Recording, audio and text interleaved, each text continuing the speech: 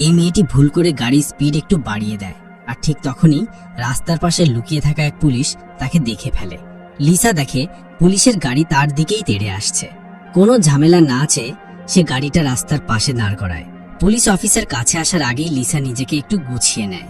সে চুল ঠিক করে আর ঠোঁটে লিপস্টিক লাগিয়ে নেয়।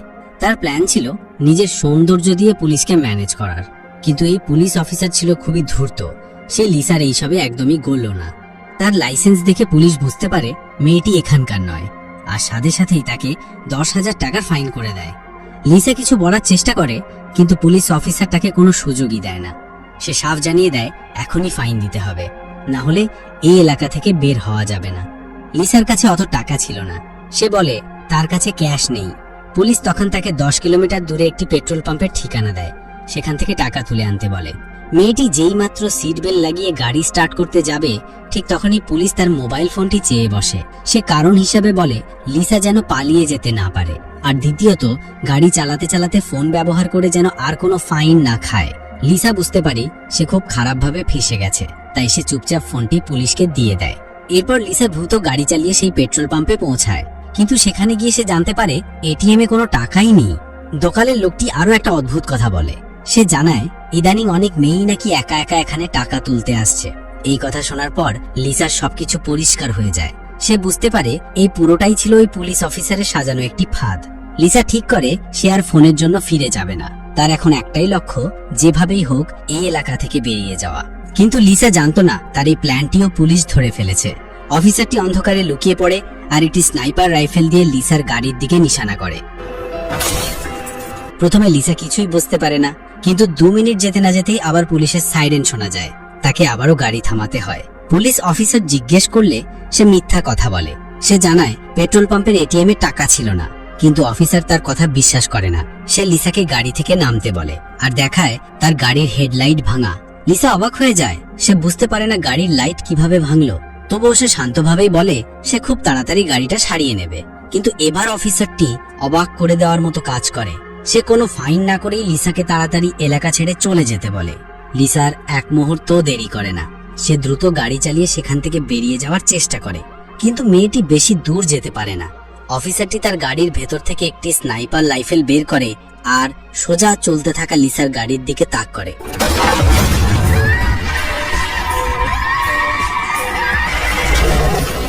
এই ভয়ঙ্কর দৃশ্য দেখে লিসার আত্মা কেঁপে ওঠে, কিন্তু কিছু বুঝে ওঠার আগেই সে দেখে পুলিশ অফিসারটি গাড়ি ঘুরিয়ে চলে যাচ্ছে।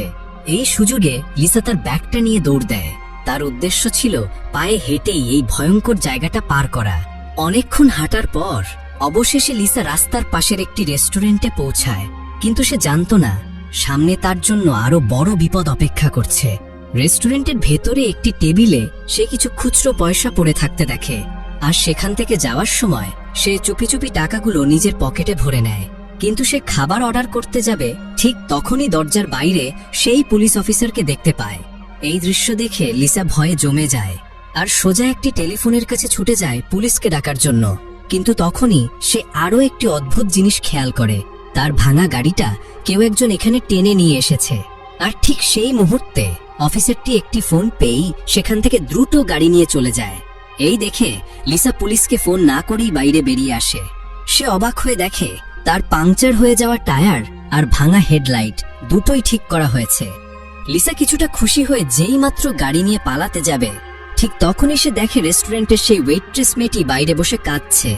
লিসা তার কাছে গিয়ে জানতে পারে রেস্টুরেন্টের মালিক টাকা চুরির অভিযোগে মেয়েটিকে কাছ থেকে বের করে দিয়েছে। এই কথা শুনে লিসা খুব লজ্জিত হয়, কারণ সে বুঝতে পারে তার ভুলের জন্যই মেয়েটির চাকরি চলে গেছে। নিজের দোষ ঢাকার জন্য লিসা মেয়েটিকে তার বাড়িতে পৌঁছে দেওয়ার প্রস্তাব দেয়। এরপর লিসা মেয়েটিকে নিয়ে আবার রাস্তায় বেরিয়ে পড়ে, কিন্তু পরের মুহূর্তেই এমন একটি ঘটনা ঘটে যা দেখে লিসার জ্ঞান হারানোর অবস্থা হয়। সে তাড়াতাড়ি গাড়ি থেকে নেমে নিজেকে সামলানোর চেষ্টা করে, কিন্তু তখনই সে ভয়ে জমে যায় যখন দেখে সেই পুলিশ অফিসার আবার তার পিছু নিয়েছে। লিসা এক মুহূর্ত দেরি না করে গাড়িতে উঠে পড়ে আর যত জোরে সম্ভব গাড়ি চালিয়ে পালাতে থাকে। কিন্তু তার গাড়ির স্পিড বেশি ছিল না, তাই 2 মিনিটের মধ্যেই পুলিশের গাড়ি তাকে ধরে ফেলে। এই কঠিন সময়ে লিসা সামনে একটি ট্রাক দাঁড়ানো দেখতে পায়। সে গাড়ি থামিয়ে দ্রুত ট্রাকটির দিকে ছুটে যায় সাহায্যের জন্য।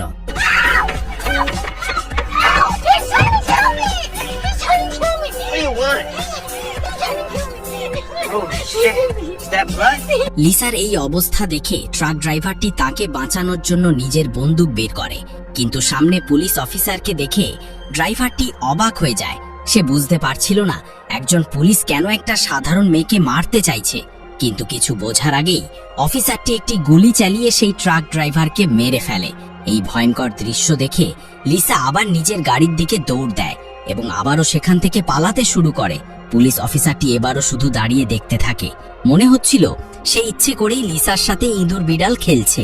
কিছুক্ষণ পর রাত নেমে আসে। লিসা একটি পার্কিং লটে তার গাড়িটি লুকিয়ে ফেলে আর সেখানেই রাতটা কাটানোর সিদ্ধান্ত নেয়। কিন্তু ঠিক তখনই একটি গাড়ি এসে তার পাশে দাঁড়ায়। লিসা গাড়ির সামনে লুকিয়ে পড়ে আর হাতে একটি কাঠের তক্তা তুলে নেয় আর সেই খুনিটার সাথে সামনাসামনি লড়ার জন্য তৈরি হয়ে যায়। ভালো করে দেখার পর লিসা বুঝতে পারে এই লোকটি সেই খুনি পুলিশটা নয়। সে তাড়াতাড়ি করে লোকটিকে তার সাথে ঘটে যাওয়া সবকিছু খুলে বলে এবং তার কাছে আশ্রয় চায়। পরিস্থিতি দেখে লোকটি লিসাকে ঘরের ভেতরে আসতে বলে, কিন্তু লিসা জানতো না যে ঘরে ঢোকার মুহূর্ত থেকেই তার আসল দুঃস্বপ্ন শুরু হতে চলেছে। কারণ সে যখন বাথরুমে যায় সেখানে দেওয়ালে সারি সারি মেয়েদের পরিচয়পত্র দেখতে পায়। লিসা ভয়ে জমে যায়। সে ভাবতেও পারেনি এটাই সেই শয়তান পুলিশ অফিসারের বাড়ি। কিছুক্ষণ পর লিসার জ্ঞান ফেরে আর তখনই সে আসল সত্যিটা জানতে পারে। এই লোকটি আসলে সেই পুলিশ অফিসারের আপন ভাই, আর তারা দুই ভাই মিলে একা মেয়েদের ওপর অত্যাচার করে তাদের খুন করে ফেলতো। লিসা যাতে চিৎকার করতে না পারে তাই পুলিশ অফিসারটি তার ভাইকে নির্দেশ দেয় আর তার ভাই নির্দয়ভাবে লিসার জিভ কেটে ফেলে। লিসা যখন আবার জ্ঞান ফিরে পায় সে দেখে তার হাত পা খোলা। এই সুযোগে সে উঠে দাঁড়ায় আর ঘর থেকে দৌড়ে পালিয়ে যায়। কিন্তু সে জানতো না এই পুরোটাই ছিল ওই দুই ভাইয়ের সাজানো একটি খেলা।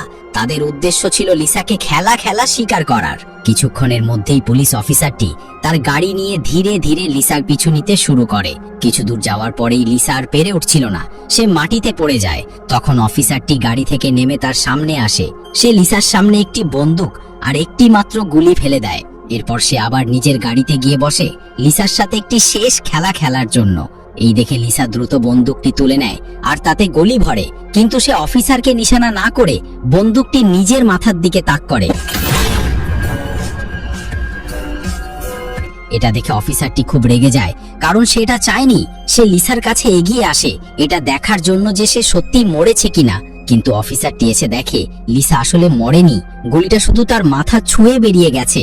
আর এই সুযোগেই লিসা অফিসারকে শেষ করে দেয়। এরপর লিসা সেই পুলিশের গাড়িটা নিয়ে সোজা হাইওয়ের দিকে পালিয়ে যায়। বেঁচে থাকার প্রবল ইচ্ছা নিয়ে মেয়েটি অবশেষে নিজের জীবন বাঁচাতে সক্ষম হয়। আর এখানেই সিনেমাটি শেষ হয়ে যায়।